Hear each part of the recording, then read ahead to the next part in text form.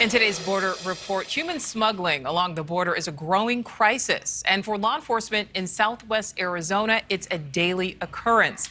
And it may surprise you that Americans are netting thousands of dollars smuggling migrants into the U.S. and often under dangerous conditions.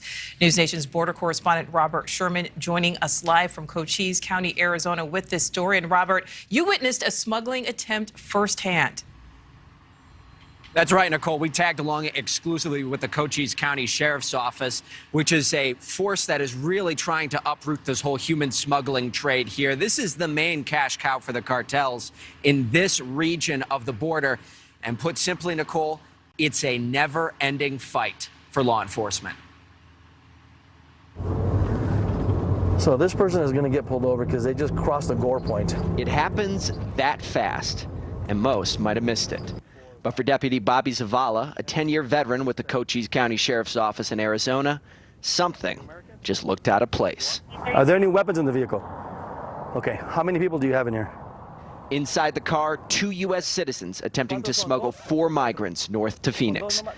The going rate is over $2,000 per migrant smuggled in this county. Were it not for the simple lane change violation, they would have been home free.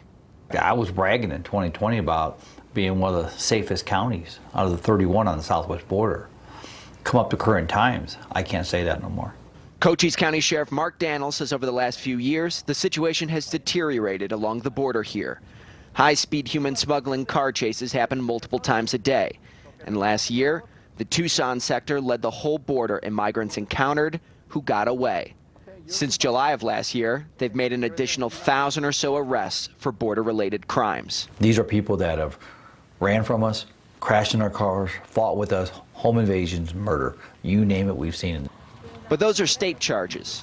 Human smuggling is a federal crime.